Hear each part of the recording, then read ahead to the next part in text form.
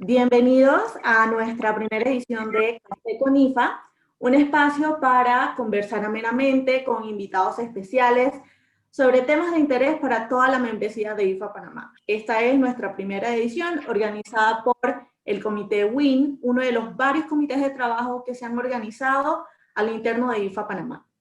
Para los que no están enterados de qué es WIN, les doy una breve y rápida introducción. Las siglas de Women in IFA Network, que al igual que el comité Young IFA Network está formalizado a nivel de IFA mundial y está conformado pues por más de 2.600 mujeres que buscamos incrementar la visibilidad de las mujeres no solo dentro de IFA, sino también en el mundo de la tributación internacional. Y no solamente pues incrementar esta visibilidad, sino también alentar y apoyar la participación de todas las mujeres que nos dedicamos a la tributación internacional para que nos destaquemos profesionalmente, no solamente pues, a nivel de la asociación local, sino también a nivel internacional. Les mencioné también que tenemos un comité GIN y también tenemos comités de investigación a los que están todos cordialmente invitados a participar activamente. Toda la información sobre los comités y eventos pueden revisarlo en nuestras redes sociales, en Instagram, Twitter y Facebook. Estamos como IFA Panamá, sin espacio, y en LinkedIn estamos como Grupo IFA Panamá. Por favor, recuerden seguirnos, darnos follow para que estén informados pues, de todas las noticias y eventos relacionados a IFA Panamá. En el chat de Zoom van a encontrar el link directo a cada uno de nuestros perfiles en redes sociales, así como también las redes sociales de nuestra invitada especial a este primer Café con IFA, que obviamente pues tiene que ser mujer porque está organizado por el Comité WIN. Ella es Gloria Patricia Jaramillo, orgullosamente miembro de IFA Panamá, de nacionalidad colombiana, abogada, graduada de la Universidad de Medellín, especialista en Derecho Comercial, Legislación Tributaria, Negocios Internacionales, Fiscalía Internacional, Precios de Transferencia, es docente, es asesora legal de varias empresas y bueno, si les sigo contando todas las bondades de Gloria, jamás terminaríamos. Gloria, bienvenida a Café con IFA, ¿cómo estás? Tienes el micrófono apagado. Ah, sí, ya te vamos a desactivar el audio. Ok, perfecto. ¿Ya sí me escuchas? Sí, ahora sí. ¿Ya me escuchas? Ok, perfecto. No, muchísimas gracias por esta invitación y sí, pues como lo dices, colombiana, pero pertenezco a IFA Panamá, adoro a Panamá en todas sus formas, extraño a Panamá todos estos meses sin poder salir del país y sin visitar Panamá, porque no hay año en que no vaya 4 o 5 veces y creo que tengo cierto sentido de pertenencia con ese país. Entonces, por eso pertenezco a la asociación y estoy muy agradecida por esta invitación que me han hecho el día de hoy. Y nosotras muy contentas de tenerte también en nuestra membresía. Y bueno, es que ¿quién mejor que tú para hablarnos sobre el intercambio fiscal entre Panamá y Colombia? Y pues finalmente, después de ir y venir en discusiones sobre tratados, sobre medidas entre ambos países, tenemos ahora lo que es un intercambio de información fiscal. Coméntanos un poco pues sobre cómo hemos llegado a este acuerdo. Sí, digamos que esto está enmarcado en la suscripción de diferentes tratados, suscripción de diferentes convenios y tratados de carácter internacional, no solo el Common Report estándar, sino también tratados de asistencia mutua en materia administrativa tributaria. Entonces, esto en desarrollo de las políticas BEPS era un futuro que se veía venir, que digamos se ha acelerado todo por los cambios que hemos vivido, pero estaba muy ya enmarcado en todos los tratados que ambos países habían suscrito. Entonces, tarde o temprano, era un escenario que todos considerábamos que iba a llegar, solo que por más que se prorrogara la fecha, tratábamos de estar preparados y ahora con el nuevo decreto, digamos, nos pudo tomar un poco por sorpresa, pero digamos ya era una advertencia también que se hacía en el caso de los colombianos con relación a sus patrimonios en el exterior y en especial con relación a Panamá.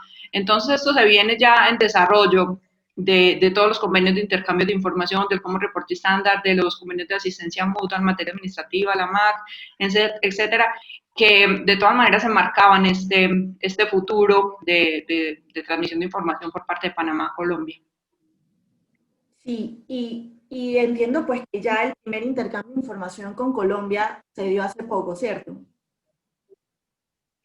El intercambio de información, el reporte que se supone que hace Panamá, se debió dar a 30 de septiembre como fecha máxima. La cuestión es que Colombia está también viviendo un proceso del cual, digamos, vamos a hablar el día de hoy, que se llamaba la normalización tributaria. La normalización tributaria fue un proceso que veníamos viviendo desde hace unos cuantos años, que se permitía a los contribuyentes declarar activos omitidos contra el pago de un impuesto que se llamaba asimismo impuesto a normalización tributaria. Entonces, el plazo para esa normalización tributaria, para declarar esos activos omitidos o para declarar pasivos inexistentes, que era el otro requisito, se vencía el 25 de septiembre. Entonces está muy reciente. El 25 de septiembre tenían plazo para declarar activos omitidos. Hasta el 30 de septiembre podía reportar información Panamá. Entonces, ese proceso de ese cotejo de información, de esa depuración de información, se debe estar dando en estos momentos, porque ya se vencieron ambos plazos. No podría la administración tributaria en Colombia iniciar acciones o procesos cuando todavía estamos en un proceso de normalización y el contribuyente podría, de cierta forma, declarar esos activos. Pero en este momento ya venció el plazo con una aclaración. Este proceso de normalización en Colombia también daba la posibilidad de repatriación de activos y si esa repatriación se da antes del 31 de diciembre, que es la condición, es decir, hay un plazo más amplio para la repatriación que para la declaración en sí, ya la base se disminuía al 50%, entonces ya no se normalizaban por una tarifa que teníamos del 15% del valor del activo, sino sobre el 7.5%. Entonces, la gente tenía plazo para declararlos hasta el 30, pero para traerlos, hasta el 25 de septiembre, perdón, pero para repatriarlos a Colombia hasta el 31 de diciembre. Entonces, en estos momentos deben estar en proceso de depuración, se supone que la información ya se recibió, pero deben estar en proceso de depuración justamente a ver de quiénes verdaderamente van a repatriar, quiénes lo declararon y lo van a conservar en el exterior, porque de todas maneras se ha dado la opción, pagando el 15, de conservarlo en el exterior, y ya en adelante iniciarán los debidos procesos de fiscalización y sancionatorios. Sí, entonces, digo, fue un decreto que Panamá emitió en julio, en septiembre ya estábamos haciendo el primer intercambio de información del año anterior, de un año anterior que los que tenían cuentas colombianas ni siquiera Sí. estaban anuentes de que se iba a intercambiar, y entonces ahora tienen lo que es la normalización tributaria que se venció en septiembre y que pues todavía tienen un chance o una ventanita de poder disminuirse esa sanción tributaria, por así decirlo, hasta diciembre con la repatriación de los activos.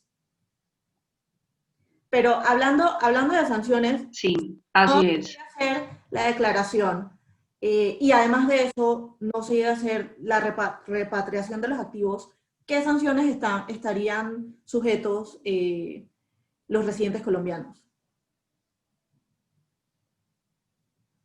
Nosotros en Colombia, digamos, tenemos una serie de sanciones y no necesariamente se limitan a sanciones administrativas desde el punto de vista tributario.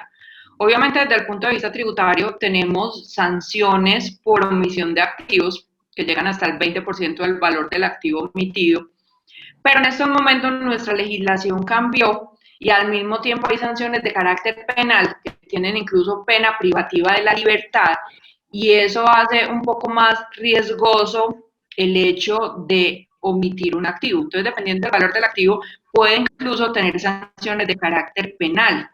Sanciones de carácter penal cuya acción siempre va a cesar con el pago total de la obligación. Entonces, siempre va a existir la posibilidad de que cese la acción penal. Pero al mismo tiempo, cuando ya estamos hablando de activos poseídos en el exterior, los colombianos tenemos una obligación adicional hace varios años que no existía antes. Antes, si tenías tu activo, así fuera en el exterior, simplemente en tu declaración de renta declarabas el activo que podría ser parte de un sinnúmero de activos, pero no entrabas a discriminar en qué jurisdicción se encuentra. En estos momentos, los colombianos tenemos una obligación adicional de una presentación de una declaración que se llama declaración de activos en el exterior, es netamente informativa. Entonces, si aparte de no declarar el activo estaba en el exterior, entonces ya vas a tener una inconsistencia, una omisión también con relación a la información que tú reportes de tu activo en el exterior. Eso es solo desde el punto de vista tributario y penal. Además, está el hecho del control cambiario que tenemos en el país de Colombia por la banca central. Es decir, nuestras inversiones directas en el exterior deben estar registradas la mayoría de estas. Entonces, siempre va a existir también un riesgo cambiario por una inversión no registrada debidamente en el exterior por parte de un colombiano. Entonces, un mismo hecho puede detonar un sinnúmero de sanciones en diferentes aspectos. Wow, la cosa estaría grave entonces para los que no reporten, Sí. pues la sanción pecuniaria podría ser bastante alta. En comparación, por ejemplo, en Panamá, en donde Así es. si no reportas, pues tendrías algún tipo de sanción o de multa, pero para nada algún tipo de sanción penal todavía aún, porque no está en firme completamente el Código Procesal, ¿no?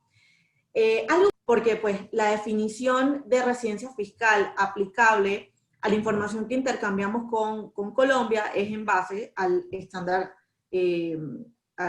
común de reporte o el CRS, y que esa definición de residencia fiscal puede ser diferente para Colombia. Nosotros, la definición de residencia fiscal es casi que igual a los que usamos en los tratados de doble imposición, 183 días, que tengas algún link con Panamá, pero, o sea, cosas muy estándares. No sé para Colombia cuál sería este significado de residencia fiscal y cómo se vería frente a la información que estamos intercambiando. Sí, Colombia tiene varios criterios de residencia fiscal. Es un criterio mucho más amplio porque también pues, nosotros tenemos un concepto de renta mundial. Entonces, eso hace que nuestro concepto de residencia fiscal sea más amplio. Para efectos de Colombia, no solo el residente fiscal, obviamente el nacional colombiano que reside en Colombia, como digamos podría ser yo, sino que también existen unos conceptos.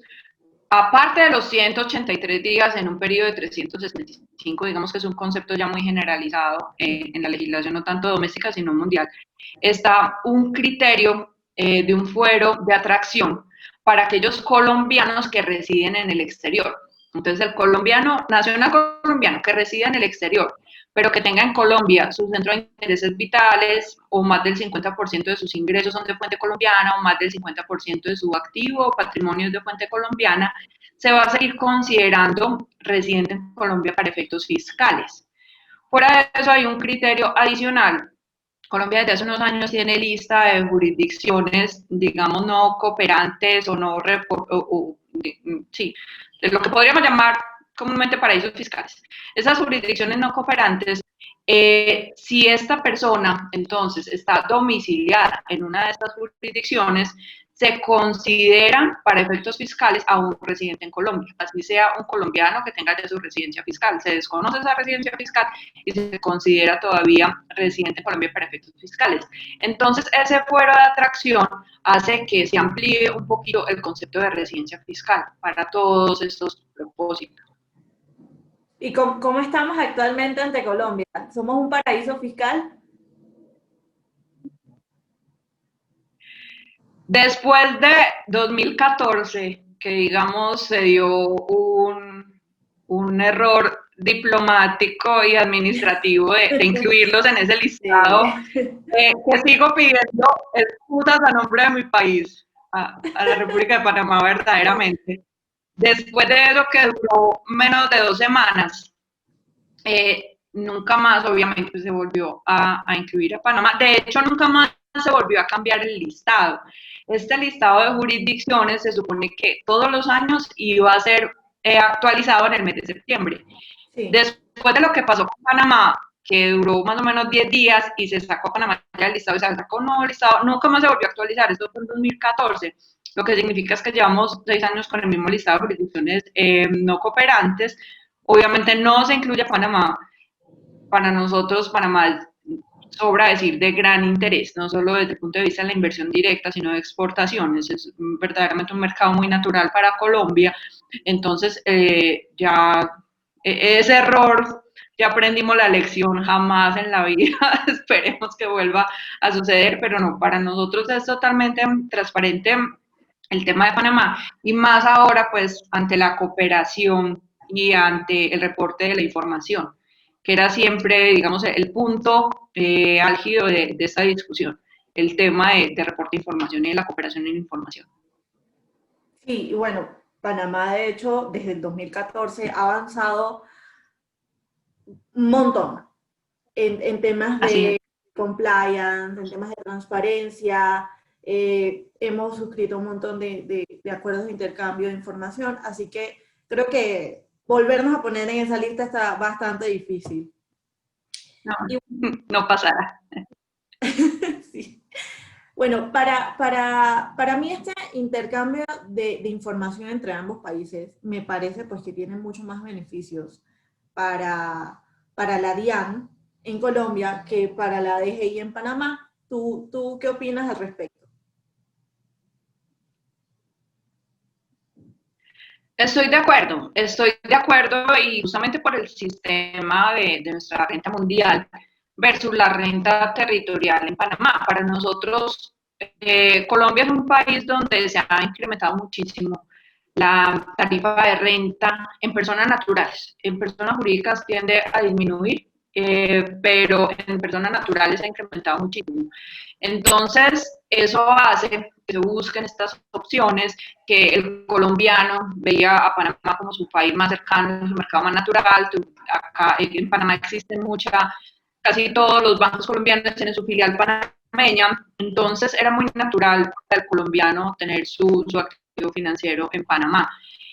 Obviamente el beneficio de la información, del intercambio de información es mucho mayor para Colombia, para la DIAN en Colombia, justamente por el sistema de renta mundial, que para Panamá no es tan común que Panamá, con las facilidades que tiene, o teniendo un sistema de renta territorial, un residente panameño entonces tenga sus activos financieros en Colombia. No tendría como tanto sentido desde lo lógico y desde lo que uno podría percibir. Mientras que para el colombiano, siempre la primera opción de una cuenta en el exterior es Panamá. O sea, cualquier cliente que le habla a uno, inmediatamente es Panamá. ¿No? Ya después empieza a explorar otras opciones. Colombia, de hecho, ya venía recibiendo información, reportes de información. Se supone que ya ha recibido de Bahamas, que ha recibido de Hong Kong, que ha recibido de Seychelles, de Santa Lucía. No se ha visto mucho proceso de fiscalización a la fecha, justamente porque estábamos en stand-by con todo por el tema de la normalización tributaria. Pero imagino que ya ahora que acaba de terminar, apenas hace un mes, el tema de normalización tributaria, ya se pueden empezar a desarrollar diferentes procesos de fiscalización y sancionatorios por parte de la DIAN. Sí, sería súper que, bueno, una vez que la DIAN empiece a hacer estas revisiones de la información que les comparten, sobre todo porque colombianos hay por todo el mundo, así que estoy casi segura que la información que hayan intercambiado con esos países les va a servir para muchas cosas. Y bueno, cuando ya se empiecen a dar los primeros casos, con la información que se haya intercambiado, si nos lo puedes compartir a la membresía, sería excelente para ver pues cómo la DIAN va a utilizar esa información, qué va a hacer con esa información. Por parte de Panamá, definitivamente que si Colombia no ha hecho nada con esa información aún, siendo la DIAN, nosotros acá en la DGI sería bastante difícil que se haga, sobre todo por el tema de que pues no hay personal suficiente para hacer todo eso, pero sí sería interesante ver qué podría hacer la DGI con esa información, ¿no? Que le pida a Colombia o que tenga por parte de Colombia. Sé que, y volviendo a esa parte que me comentaste los activos financieros de personas naturales colombianas acá en Panamá, por el tema pues, de que hay bastantes bancos de capitales colombianos como Davivienda, Banismo, Banco de Bogotá, Banco de Occidente. Sé que tú has asesorado a muchísimas entidades bancarias sobre este tema. ¿Qué previsiones, qué medidas deben tener estas entidades bancarias por el tema pues, de los activos financieros y de las cuentas bancarias que tengan estos colombianos acá? Sí, en Colombia, digamos, a través de las filiales y de las cuentas que se tuvieron en las filiales, de todas maneras, era un proceso que se estaba viviendo muy abocado, obviamente, a la normalización, a llevar absolutamente todo ante un tema de tax compliance al 100%, justamente por el otro tipo de sanciones penales que iniciaban justamente entre el año pasado y este. En Colombia, además, tenemos unos regímenes que en desarrollo de las políticas BEPS hemos venido implementando de su capitalización, en la cual también el nivel de endeudamiento que tengan las empresas, digamos, no todo va a generar deducibilidad desde el punto de vista de impuestos sobre la renta. Eso hace que algunas de las operaciones que tenían con las filiales extranjeras de bancos colombianos, como es el caso de las operaciones de back-to-back, se estén viendo muy limitadas porque eran unas operaciones que normalmente se hacían para tener su pasivo en Colombia, pero su activo en el exterior. Ante ya ese reporte de información, esa transparencia de la información, pues eso ya va a entrar a sumar dentro de esos montos de su capitalización y este endeudamiento deducible para efectos de impuestos sobre la renta. Entonces, en este momento, digamos, la política de las compañías financieras, más que todo, es abocada a la transparencia fiscal, al 100% de tax compliance y, sobre todo, digamos, a ser conscientes de que no necesariamente va a ser una opción la repatriación. Digamos que la repatriación, la ventaja es llevarlo, obviamente, pues al 7.5, traer de sus activos financieros a Colombia al 7.5, y esto ha hecho que muchas veces la gente haga el cálculo. Nosotros en este momento tenemos una tasa de cambio con relación al dólar pues muy elevada en materia de peso colombiano, entonces algunas personas hacen simplemente el análisis, bueno, yo esa cuenta hice la apertura cuando el dólar estaba a un cambio de, digamos, algo 2.000 pesos colombianos y en este momento está a 3.500 pesos colombianos. Entonces, bueno, repatrio los activos, pago una mala diferencia, me ahorré impuestos durante todo este año durante todos estos años porque fue omiso y aún así genero, digamos, para mí una utilidad. Pero en Colombia hay algo que también pesa y, digamos, no todo el mundo se atreve a decirlo muy diferente, pero yo siempre lo he dicho, pesa el tema de seguridad. Entonces, para el riesgo que en materia de seguridad se puede generar en Colombia con relación a la permanencia de los activos en Colombia, hace que no todo el mundo siempre elija la banca colombiana o el Estado colombiano para tener sus propios activos. Siempre uno de los intereses principales de cualquier persona con un patrimonio considerable en Colombia es tener, como siempre nos lo dicen, un plan B en el exterior, una parte de nuestros activos en el exterior, una cuenta en el exterior. Entonces, declarada, asumiendo todos los riesgos, reportada al Estado, pero en el exterior. Porque siempre existen, digamos, un riesgo de seguridad que hace que no le interese tampoco tener el 100% de sus activos en Colombia. Entonces, de todas maneras, la banca y las filiales panameñas de los bancos colombianos sigue siendo de mucho interés. Y en estos momentos la campaña era 100% tax compliance, o sea, 100% acójanse al beneficio porque a futuro sencillamente ya lo que se va a empezar a exigir, no porque se esté exigiendo a fecha de hoy, insisto, todavía estamos dentro de la posibilidad de repatriación, pero ya terminó la posibilidad de normalización. Esa declaración era hasta el 25 de septiembre y no se puede presentar de manera extemporánea, ni siquiera pagando sanción. No había otra fecha. Entonces ya lo que se viene es que ante la apertura de nuevas cuentas, posiblemente se exija que verdaderamente se demuestre que esto se tiene declarado en el país de origen, en este caso Colombia.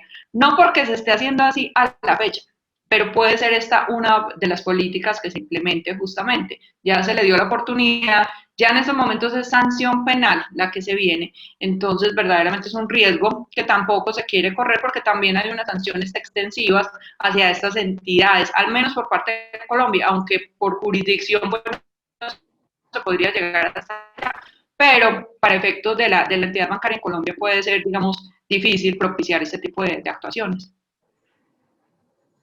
Ok, ok. Bueno, entonces sería cuestión de que los cuentavientes colombianos en el exterior, que tengan cuentas en el exterior, busquen una asesoría que les permita pues revisar si es mejor hacer pues la repatriación o no de esos activos financieros, ¿no? Porque pues lo que me comentas, lo de la seguridad, es bastante importante en estos casos. Sí, Les así es. recomiendo pues, a los participantes que si tienen alguna pregunta para Gloria, con mucho gusto la pueden hacer a través del chat. Las vamos a estar recibiendo ya que estamos ya pronto a terminar. Y bueno, saliendo pues un poquito del tema y dándoles chance a los participantes para que hagan sus preguntas y posiblemente hagan preguntas sobre este tema. ¿Qué opinas ya, o sea, ya teniendo este intercambio de información entre ambos países? ¿Qué opinas de que pues, celebremos un tratado para evitar la doble imposición? Ya que dimos el primer paso, ¿qué tal te suena un tratado para evitar la doble imposición entre ambos países? Colombia ha suscrito muchos de estos tratados. Han sido de gran beneficio porque independientemente de todo fomentan la inversión. Para Colombia, insisto, Panamá siempre va a ser un mercado natural en materia de inversión directa, pues es muy representativo para nosotros. O sea, llegar a Panamá para un colombiano es ver nombres de empresas colombianas por todos lados. En el tema de exportaciones también, obviamente, es un mercado muy natural para nosotros. Y más allá de que Colombia tenga un sistema que permite el descuento directo de los impuestos pagados en exterior hasta la tarifa colombiana, de todas maneras un convenio para evitar la doble imposición siempre va a ser beneficioso, sobre todo para establecer y tasar un poco también en materia de tarifas de tributación de personas naturales. En Colombia en estos momentos se ha incrementado, como te lo decía, ahora mucho la tarifa en materia de renta de personas naturales, acaba por rangos y ya el último rango llega hasta el 39% de la tarifa, que obviamente es una tarifa muy alta si lo comparamos con relación pues, al panameño, mientras que va decreciendo en materia de sociedades comerciales. Para el año grabable de 2020 tenemos una tarifa del 32%, el año grabable de 2021 va a decrecer hasta 31% y ya del 2022 en adelante se supone que es el 30%, digo se supone porque en Colombia tenemos reformas tributarias de forma permanente, entonces no podemos asegurar nada hacia futuro, pero va a ser muy beneficioso para propiciar también el intercambio económico entre los países, porque le va a dar mayores condiciones de estabilidad y de seguridad también, digamos, al panameño que quiera realizar inversiones en Colombia, porque de lo contrario va a ver a Colombia como un país obviamente muy costoso, si no se establecen ciertas tarifas especiales, va a haber un país muy costoso en materia de tributación, y lo es, en este momento lo es, esa es la realidad. Entonces, si se quiere propiciar y se quiere fomentar un poquito más la inversión, es totalmente, digamos que estoy 100% a favor de absolutamente todo tratado para evitar la doble imposición entre Colombia y Panamá. Sí, definitivamente, pues todas las bondades que nos acabas de contar son válidas. El tema es que pues Panamá no ha celebrado tratados para evitar la doble imposición desde hace ya varios años, pero este gobierno ha estado alentando, implementando medidas eh, para propiciar la inversión, así que ojalá pues este sea uno de los puntos a considerar y pues como membresía también vamos a apoyar este tipo de medidas el día de mañana cuando las quieran eh, implementar o alentar. Acá tenemos una pregunta por parte de Ana Carolina Ureña. Pregunta, ¿qué valores deben reportar las entidades de inversión? Por ejemplo, saldo, aportes, rendimientos. Sí, la información que se va a reportar es información a 31 de diciembre de 2019. La información que se va a reportar son obviamente todos los datos del contribuyente o del controlante de la entidad, porque es que acá no solo estamos hablando de las cuentas que directamente se tengan, sino a través de estructuras, que es la, digamos, la modalidad más común. El colombiano con su sociedad panameña que tiene la cuenta bancaria, digamos, esa es la tradicional. Se van a reportar saldos, se van a reportar incluso aquellas cuentas que fueron canceladas, que fueron cerradas durante el año contable de 2019. Y esto ha generado, digamos, un poquito más de incomodidad, porque puede que una persona haya cerrado su cuenta a 15 de febrero de 2019 y aún así va a ser reportada. Entonces, se va a informar desde el sector financiero, incluso en materia, digamos, aseguradora, que también puede haber reportes, en materia de que controlante sea un colombiano, que sea una persona natural colombiana, los saldos, los movimientos. No sabemos, por más que el decreto sí lo haya dicho, el decreto, digamos, lo dijo que va a haber de cierta forma un nivel de detalle en el reporte. No lo hemos visto en la práctica, porque no ha pasado ni un mes, no lo hemos visto en la práctica.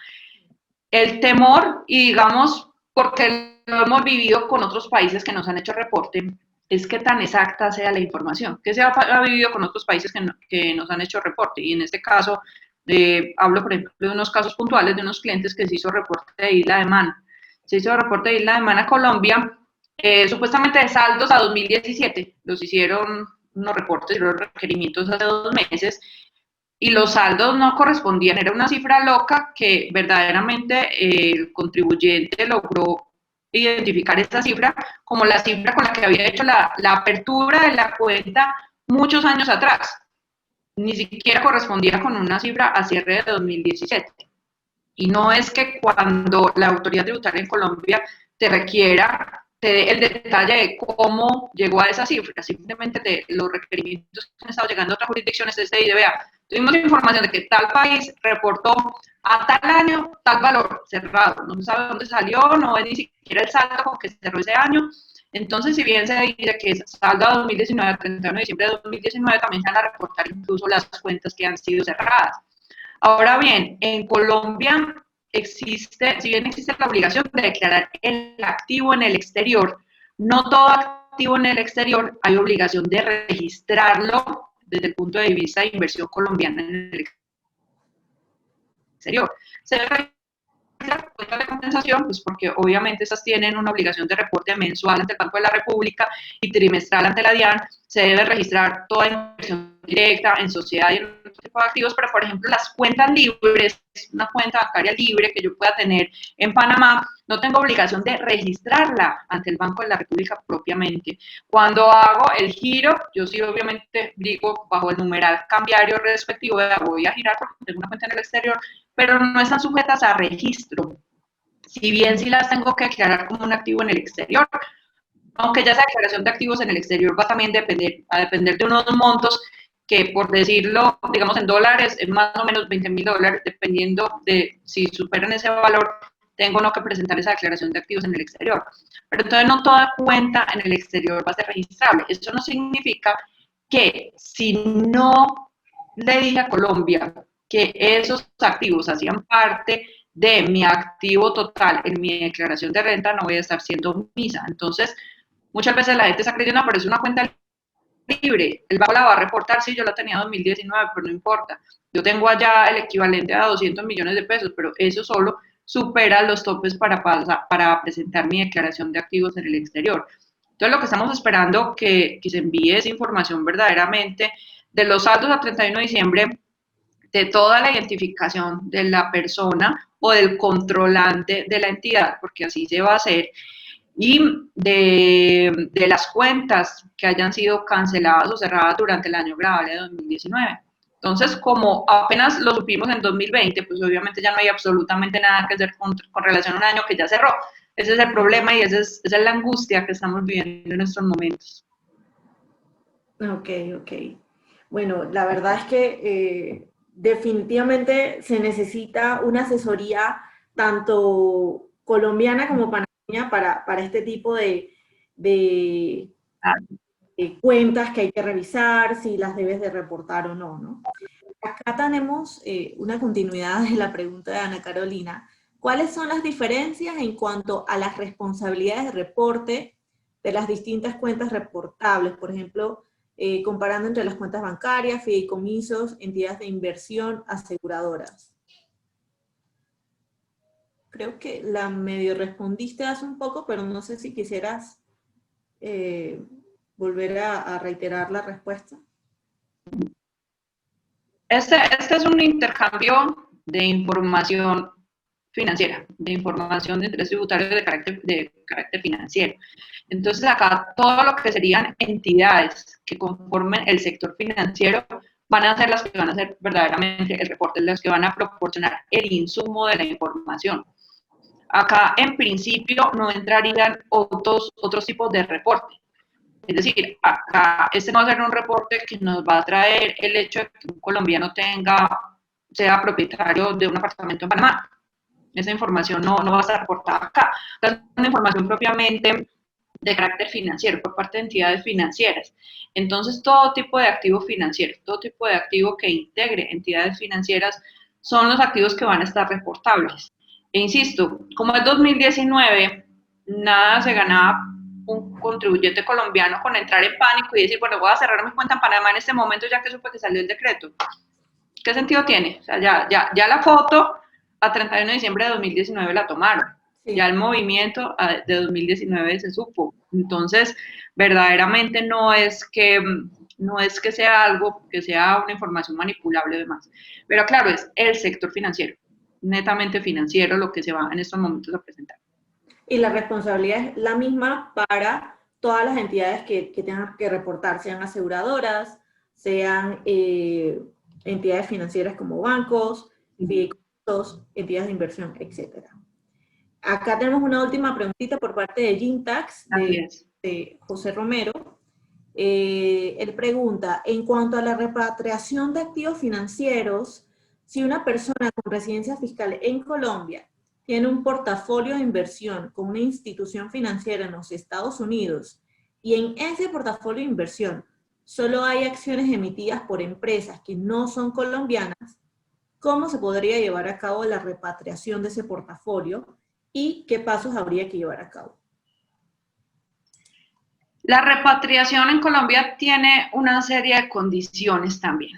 La repatriación en Colombia tiene que ser, obviamente, canalizada a través del sistema financiero y tiene que invertirse en Colombia con una permanencia mínima de 2 años.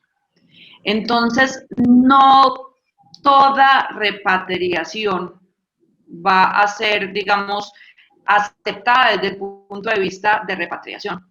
No se permite que se haga una repatriación de un dinero para una inversión, digamos, muy directa en Colombia, que pueda ser fácilmente realizable o liquidable a los 6 meses y yo vuelvo a sacar el dinero. No, tiene que reinvertirse en un activo que permita y que sea verificable esa inversión de una permanencia mínima en Colombia de 2 años. En pocas palabras, vea, usted se va a repatriar el activo y nosotros le vamos a dejar tomarse una base solo del 50%, es decir, no pagar el 15, sino el 7.5%, pero de cierta forma vamos a asegurar, amarrar ese dinero en Colombia para una permanencia de 2 años. Entonces, si estamos hablando y hay gente que lo tiene así, hay gente que tiene sus activos en el exterior, en inversiones muy directas, en acciones, en cierto portafolio, de cierta forma lo que tendría que hacer esas personas, que no siempre va a ser, digamos, rentable para ellos o propicios, es liquidar ese activo, traerlo a Colombia, canalizarlo a través de uno de los intermediarios del mercado cambiario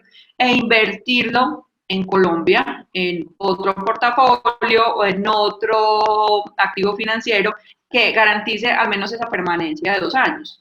Lo que muchas entidades están haciendo es que, digamos, muchas entidades financieras que tenían sus portafolios o que tenían sus productos financieros en Panamá o en otro país, que al menos, digamos, tienen su otro producto paralelo, por así decirlo, en Colombia, le están ofreciendo soluciones a los clientes. Vea, vamos a tener este otro producto en Colombia que va a cumplir con los requisitos de permanencia mínima de 2 años, que va a generar una rentabilidad similar. Entonces están haciendo también mucho acompañamiento en los procesos, le ayudamos y le hacemos esta repatriación, traemos este activo como otros conceptos de inversión, lo traemos a Colombia. La repatriación en Colombia se va a permitir hacer no solo por el obligado directo, sino también por lo que se llama en Colombia la entidad controlada del exterior. Enseguida, pues, más o menos explico qué significa eso. Entonces, cualquiera de estos dos puede traer el activo a Colombia y se están ofreciendo también una serie de soluciones a través de instituciones financieras, de decir, vea, también tenemos el producto en Colombia donde se va a cumplir con los requisitos. La entidad controlada del exterior hace parte, digamos, de unos elementos que en Colombia se empezaron a desarrollar en la legislación doméstica, que eran una especie, digamos, de procesos de consolidación en los cuales se consolida en cabeza de residente fiscal en Colombia, incluso activos o ingresos del exterior. Las entidades controladas del exterior son aquellas entidades que generan en principio rentas pasivas en las que el colombiano va a tener una participación directa o indirecta de más del 10%. Entonces, la típica sociedad panameña, que colombiano sea controlante o que varios colombianos sean controlantes, pero que genere solo rentas pasivas, es decir, que sea titular de cuenta, el escenario común se considera una entidad controlada del exterior. Esto va a hacer entonces que se consolide en Colombia, en cabeza del residente fiscal, esos ingresos o esos activos. En pocas palabras, se haga de cuenta que esta sociedad, esta entidad controlada del exterior no existe. Pero ambos pueden hacer, digamos, esa repatriación directa, ya sea porque los dineros sean ingresados a través de esa compañía o porque el colombiano directamente los ingrese. Pero va a haber ese requisito. Entonces la gente, digamos que estaba pensando, ok, lo llevé cuando el dólar estaba a 2.000 pesos, ahora lo traigo a 3.500, va a tener una utilidad, pago solo el 7.5, inmediatamente me va a gastar mi dinero. No, va a haber de todas maneras un periodo en el que yo lo tengo que dejar de cierta forma congelado, porque es parte de la garantía que yo le tengo que dar al Estado colombiano en esa repatriación. Por eso no necesariamente va a ser tan atractivo el tema de repatriación para muchos. Ahora bien, la tarifa del 7.5 yo ya la tuve que haber pagado. Si yo ya dije que pagaba el 7.5 porque voy a repatriar, tengo tiempo para repatriar hasta el 31 de diciembre. Tengo que hacerlo, porque ya me tomé la tarifa a la mitad. No puedo decir, tomé la tarifa a la mitad y antes del 31 de diciembre no repatriar. Debo hacerlo de todas maneras. Ok, entonces, a la repregunta de José Andrés, él pregunta, ¿la repatriación es obligatoria? Entonces entendemos que es así, que debe ser obligatoria la repatriación. La repatriación, una vez yo ya presenté mi declaración el 25 de septiembre y pagué solo la mitad, porque dije que iba a repatriar, es obligatorio hacerla antes del 31 de diciembre. O de lo contrario, debí decir, no, voy a pagar el 15% y voy a dejar mis activos en el exterior.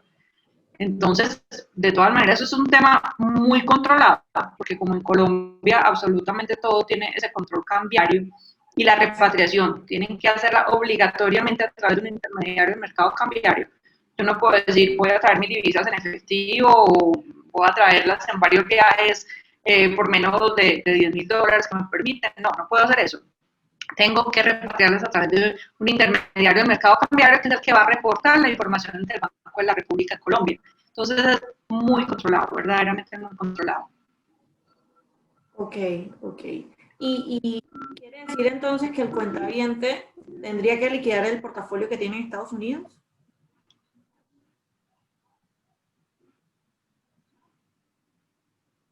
Para efecto de cumplir con el propósito de repatriación, como tiene que pasar a través de un intermediario del mercado cambiario, tendría que hacerlo de alguna, digamos, de alguna forma, porque no existiría posibilidad de cambiar verdaderamente ese activo por un activo dentro del territorio aduanero colombiano que le ofrezca permanencia de 2 años. O sea, yo no puedo repatriar un activo dejando ese activo en el exterior. De todas maneras, tengo que traerlo a través de un intermediario de mercado cambiario. Y si no liquido ese activo en el exterior, entonces, ¿cómo voy a traerlo a través de un intermediario de mercado cambiario? Mientras permanezca en el exterior, sea el tipo de inversión que sea, va a ser parte de mis activos poseídos en el exterior, va a ser una inversión colombiana directa en el exterior de portafolio. Entonces, no hay forma de yo demostrar el cumplimiento de ese requisito, que es la permanencia de ese activo en Colombia, como al menos por un periodo de 2 años. Entonces no voy a cumplir con ese requisito. Va a ser más difícil cumplir con ese requisito. Entonces no existiría una forma en la que yo cumpla con la repatriación y permanezca mi activo en el exterior. Desde el punto de vista de inversión colombiana directa en el exterior, desde el punto de vista cambiario, no estaría cumpliendo con los requisitos de repatriación.